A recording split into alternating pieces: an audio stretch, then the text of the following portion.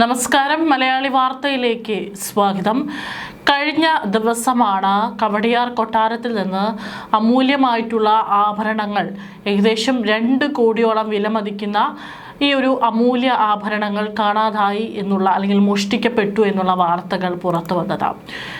ഇപ്പോൾ കവടിയാർ കൊട്ടാരത്തിലെ ആഭരണ മോഷണം അന്വേഷിക്കാനായി പ്രത്യേക അന്വേഷണ സംഘം രൂപീകരിക്കും. നിലവിൽ അന്വേഷണം പേരൂർക്കട പോലീസിനാണ്. അന്വേഷണത്തിന്റെ പ്രാഥമിക ഘട്ടം പൂർത്തിയാക്കിയതിനു ശേഷം വിവരങ്ങൾ പ്രത്യേക അന്വേഷണ സംഘത്തിന് കൈമാറും. ഒരുപക്ഷെ ക്രൈംബ്രാഞ്ചിനും കേസന്വേഷണം കൈമാറാനുള്ള സാധ്യതയുണ്ട് എന്നുള്ള റിപ്പോർട്ടുകളും പുറത്തു വരുന്നുണ്ട്. കൊട്ടാരം ജീവനക്കാരെ വിളിച്ചു വരുത്തി മൊഴിയെടുക്കുന്നുണ്ട്. ഇന്ന് പേരൂർക്കട പോലീസ് സ്റ്റേഷനിലെത്താൻ ചില ജീവനക്കാർക്കും നിർദ്ദേശം നൽകിയിട്ടുണ്ട്. കൊട്ടാരത്തെക്കുറിച്ച് വ്യക്തമായ ധാരണയുള്ളവരാകാം മോഷണത്തിന് പിന്നിലെന്നാണ് നിഗമനം. കവടിയാർ കൊട്ടാരത്തിലെ 150 മുറികളിൽ അശ്വതി തിരുനാൾ ഗൗരി ലക്ഷ്മിബായിയുടെ കിടപ്പുമുറിയും അവിടെ ആഭരണങ്ങൾ സൂക്ഷിച്ചിരുന്ന രഹസ്യ അലമാരയും കൃത്യമായി തിരിച്ചറിഞ്ഞവർ തന്നെയാകാം മോഷണത്തിന് പിന്നിലെന്നാണ് പോലീസ് പറയുന്നത്. പുറത്തുനിന്നുള്ളവർക്ക് അത്ര എളുപ്പത്തിൽ കടന്നു ചെല്ലാൻ കഴിയാത്ത മുറിയിൽ നിന്ന് 2 കോടിയോളം വിലമതിക്കുന്ന അതീവ മൂല്യമുള്ള ആഭരണങ്ങൾ മാത്രം കവർന്നത് കള്ളൻ കപ്പലിൽ തന്നെ എന്ന സംശയത്തിനും ബലമേകുന്നു. രത്നമാഫിയാണോ ഈ മോഷണത്തിന് പിന്നിലെന്ന സംശയം ശക്തമാണ്.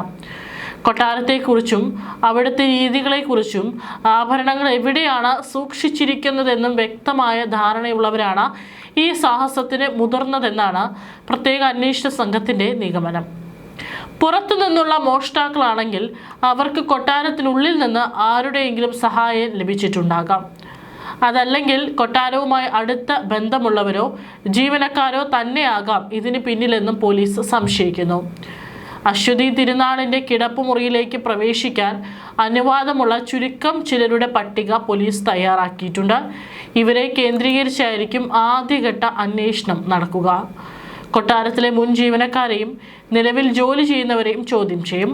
കവടിയാർ കൊട്ടാരം പോലെ അതീവ സുരക്ഷയുള്ള ഇടത്ത് നടന്ന മോഷണത്തെ അതീവ ഗൗരവത്തോടെയാണ് പോലീസ് കാണുന്നത്. മോഷണം നടന്ന് മാസങ്ങൾക്ക് ശേഷമാണ് അന്വേഷണം ആരംഭിക്കുന്നത് എന്നതും പോലീസിന് വെല്ലുവിളിയാണ്. തെളിവ് ശേഖരണം ബുദ്ധിമുട്ടേറിയതായി മാറും. അസിസ്റ്റന്റ് കമ്മീഷണർക്കായിരിക്കും പ്രത്യേക അന്വേഷണ സംഘത്തിന്റെ ചുമതല. ഈ ആഴ്ചയോടെ തന്നെ അന്വേഷണം പ്രത്യേക സംഘത്തിന് കൈമാറാനാണ് സാധ്യത. അന്വേഷണം നിലവിൽ പ്രാഥമിക ഘട്ടത്തിലാണെന്നും കമ്മീഷണർ കെ കാർത്തിക് പറഞ്ഞു. 100-ലേറെ മുറികളുള്ള അതിവിശാലമായ കവടിയാർ കൊട്ടാരത്തിൽ 4 രാജകുടുംബങ്ങളാണ് താമസം.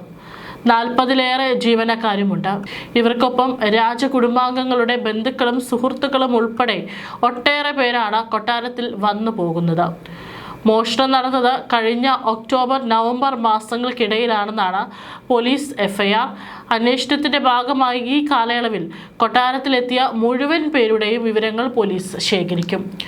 ജീവനക്കാർ, അന്തേവാസികൾ എന്നിവരിൽ നിന്നും വിവരങ്ങൾ എടുക്കും.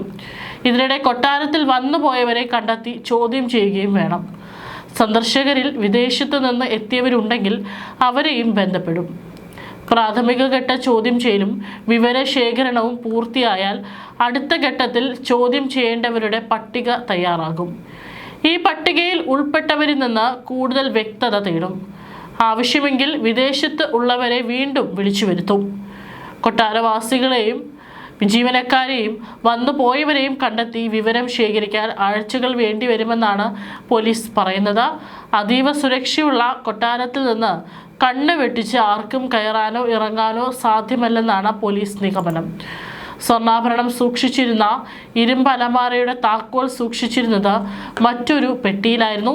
ഇതിൽ നിന്നും താക്കോൽ എടുത്തു തുറന്നാണ് മോഷണം നടത്തിയിരിക്കുന്നത്.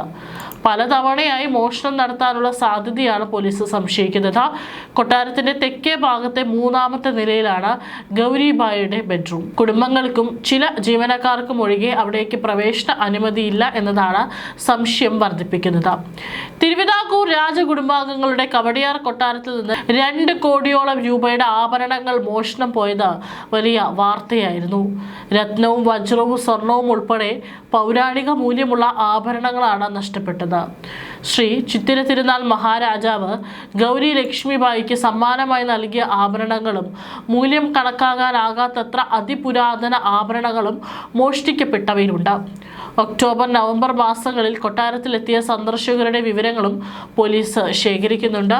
2 കോടി രൂപയോളം വിലമതിക്കുന്ന അമൂല്യ രത്നങ്ങളും ശ്രീ പത്മനാഭസ്വാമിയുടെ ചിത്രം ആലേഖനം ചെയ്ത സ്വർണ്ണ പതക്കവും അടക്കമുള്ള അപൂർവ ശേഖരമാണ് നഷ്ടപ്പെട്ടത്. നവംബറിൽ ബാംഗ്ലൂരിലേക്ക് പോകാൻ അശ്വതി തിരുനാൾ അലമാര തുറന്നപ്പോഴാണ് മോഷണ വിവരം പുറത്തറിയുന്നത്.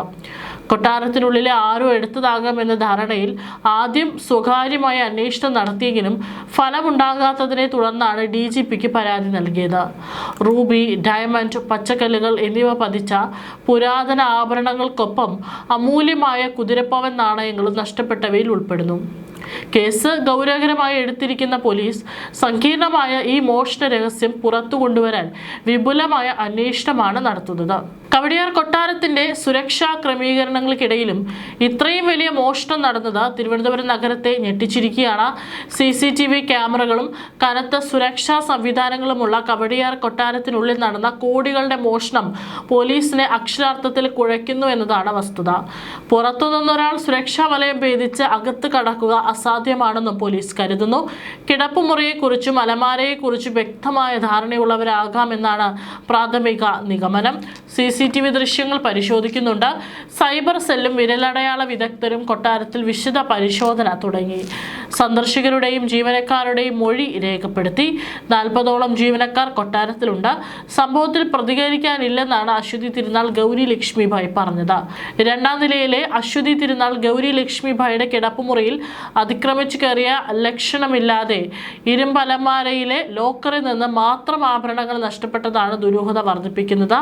ഒരേ അലമാരയുടെ ഒരു വശത്തെ ലോക്കറിലെ ആഭരണങ്ങൾ മാത്രം നഷ്ടപ്പെടുകയും മറുവശത്തുള്ളവ സുരക്ഷിതമായിരിക്കുകയും ചെയ്തതും കൊട്ടാരത്തെക്കുറിച്ച് സൂക്ഷ്മമായ അറിവുള്ളവരിലേക്കാണ് വിരൽ ചൂണ്ടുന്നത്. 4 കുടുംബങ്ങൾ താമസിക്കുന്ന കൊട്ടാരത്തിൽ 40ലേറെ ജീവനക്കാരാണുള്ളത്. ഇവരെ ചോദ്യം ചെയ്യാനാണ് പോലീസിന്റെ തീരുമാനം. എന്നാൽ ജീവനക്കാരെ തടഞ്ഞു വെക്കുകയോ ഉപദ്രവിക്കുകയോ ചെയ്യരുതെന്ന് കൊട്ടാരം അധികൃതർ പോലീസിനോട് ആവശ്യപ്പെട്ടിട്ടുണ്ട്. മോഷണം നടന്നതെന്ന് കരുതപ്പെടുന്ന ഒക്ടോബർ നവംബർ കാലയളവിൽ കൊട്ടാരത്തിലെത്തിയ സന്ദർശകരെയും പോലീസ് നിരീക്ഷിക്കുന്നുണ്ട്. ഈ സമയത്ത് നിരവധി യൂട്യൂബർമാർ ഷൂട്ടിങ്ങിനായി കൊട്ടാരത്തിലെത്തിയിരുന്നു. ഇവരെയും ചോദ്യം ചെയ്യുമെന്നും പേരൂർക്കട പോലീസ് അറിയിച്ചു. മോഷണം നടന്ന മാസങ്ങൾ പിന്നിട്ട ശേഷമാണ് പരാതി നൽകിയത് എന്നത് പോലീസിന് വലിയ വെല്ലുവിളിയാകുന്നു. വിരലടയാളം ഉൾപ്പെടെയുള്ള ഫോറൻസിക് തെളിവുകൾ ഇതിനകം നശിച്ചു പോയിരിക്കാം. കൂടാതെ സന്ദർശകരിൽ പലരും നിലവിൽ വിദേശത്താണെന്ന സൂചനയുമുണ്ട്. ഇവരെ ഫോൺ വഴിയോ അല്ലാതെയോ ബന്ധപ്പെടാനാണ് പോലീസിന്റെ തീരുമാനം.